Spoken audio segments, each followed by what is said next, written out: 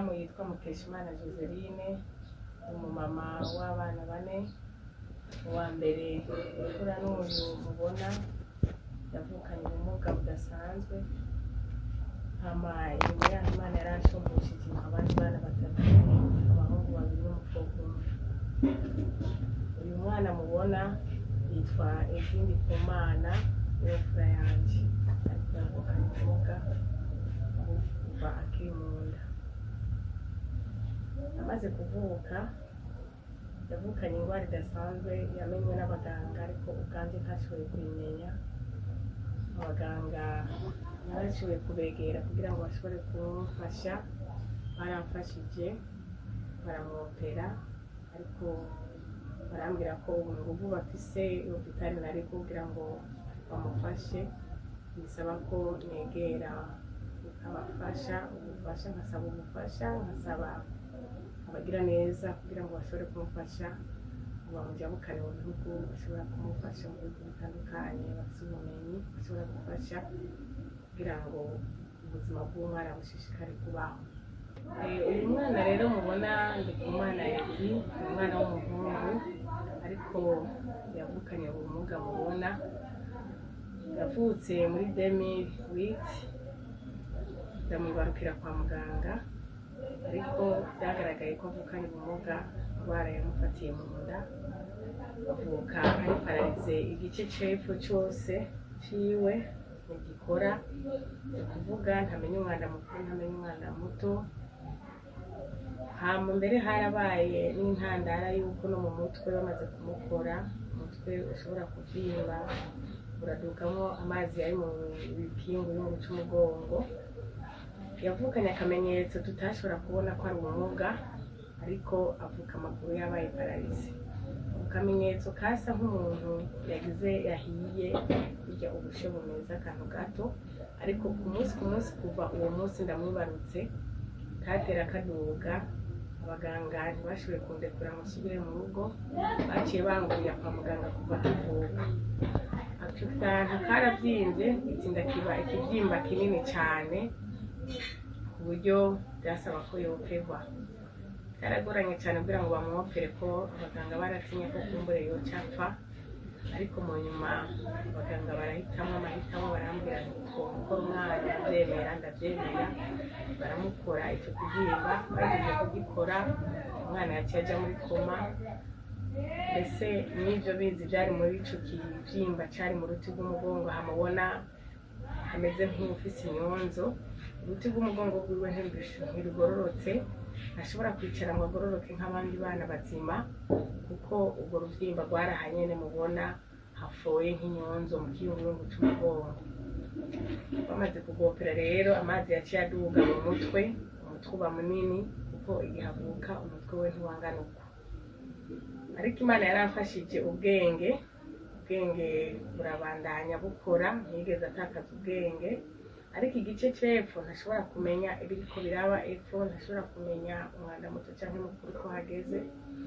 Hama abaganga bamaze kuvura ico kivyimba, bamaze kucopera bakavura ubuguma agakira, barambwiye yuko norondera abagira neza babandanya gukurikirana uwo mwana, kubera ko hagumye haboneka n'izindi ntambamyi, hagumye haboneka ibindi bibazo byisuriranya kuri we kumvo y'ubumuga afise. Yahavuye agira pararize imitsi y'izosi bitewe n'ubwo ruvyimba rwari mu kiyungurungu c'umugongo wari mwayo mazi. Barambwira ngo nindondere uburyo bwaho nshobora kumuvuriza mu bindi bihugu atari muri iki gihugu, ko narashoboye kwegera abaganga ngo babandanye kumfasha, bambwira ko atakindi kintu bashobora kumfasha ubuzima bw'uyu mwana mubona. Hese inyuma y'ibyo haragaragaye ibindi bintu bikomeye cyane kuri we. Atangura gutobagurika umubiri wose, yatanguye atoboka ivi aha mubona, inyama yo ngaha barayikuraho bayomeka aho yari yatobotse aha mu ivi. Ibyo birangiye atangura atoboka ku isusu, aho hose ku matako mubona barakuyeho inyama bafukisha, aha bakuye inyama bashize aha. hama atangura gutobagurika ku gisusu kubera ko adatambuka, kubera ko adahaguruka, guma yicaye, turaterura tugashyira muri gakinga ry'abagendana ubumuga, haba kuryama nkaryamika, kandi ibyo byose bigasaba ko ndamutegura kugira ngo ashobore kubaho. Yarabandanije aratoboka no mu mbavu zose ziwe ziratobagurika kubera ko haryamye adashobora kwihindukiza.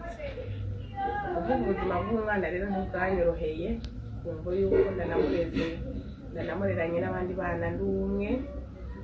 Se twababyaranye ntiyashoboye kwihanganira ibi bibazo mubona by'uyu mwana, yahavuye amuntana. Amaze kuwuntana uyu mwana ngo nuko yavukanye ubumuga adashobora kwihanganira, yaromotse arabantana gushika hapfira niyo yagiye gushika isaha ntitwasubiye kumenya n'irengero ryiwe. Yavuye agwa mu mahanga iyo yari yaromokeye gahinga amuntanye. Ariko je nk'umumama w'urukundo, umumama akunda umwana, akunda icyamuvuyemo adashobora guta, nagumye saba Imana inkomezi kugira ngo ngume negera umwana ndamufasha muri ibi na biriya, na cyane cyane mu gihe mubona ko ndinda kumwambika bya bikoresho bigurwa amafaranga kugira ngo ushobore kumutunga mu bandi, mbere ngo binamurinde kuba yicara mu mwanda muto canke mukuru ukava ukamuturira ku mubiri gatuma abandanya gutobagurika ibi biguma mubona.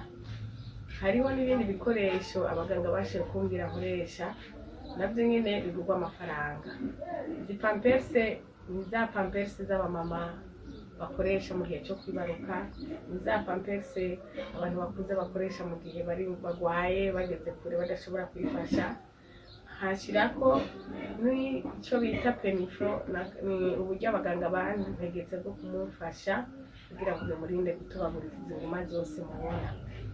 Ako nako kagurwa muri farumasi, hakagurwa n'ikindi bikorana bita poshe ya Eline, ni poshe y'umukoyo ijyamwo umukoyo mu gihe aryamye kugira ngo ntagume aryamye mu mwanda muto.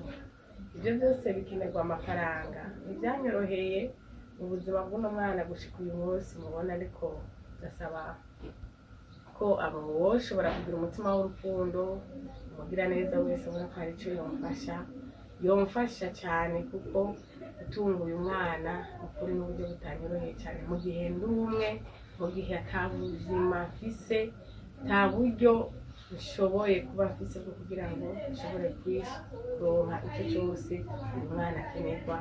Uyu mwana yama kwa muganga kubw'ibyo bibazo byo kuguma tubagurika ku mubiri, mugabo abaganga barambwiye ko norondera abagira neza bakamfasha kugira ngo ashobore gukurikiranwa kuri izo zindi ngorane zose ziguma zaduka kuri we.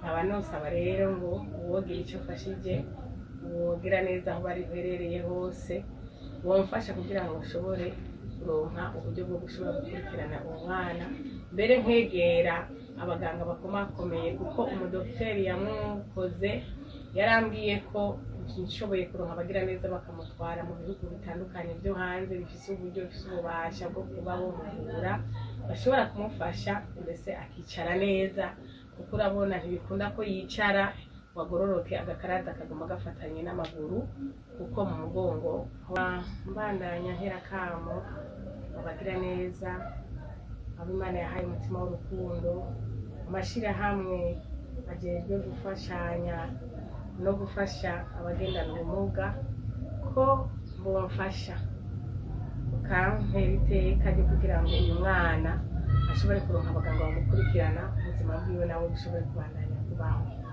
Bivuze ngo dogiteri yamwopeye yasabye ko norondeza ubufasha bwo kugira ngo ashikanwe mu bihugu byo hanze bashobore kumuvura ubw'ubumuga bwose mubona uyu mwana afise, ngo hari ibyo bashobora kumufasha kugira ngo ubuzima bw'umwana butere bubaho. Mu gihe rero ntarashobora kuronka ubwo bufasha bwo kumushikana mu bihugu byo hanze ngo ashobore kuvurwa bw'ubu bundi bumuga bwagiye bubandanya bugaragara kuri we, hari ibikoresho byinshi nkenera.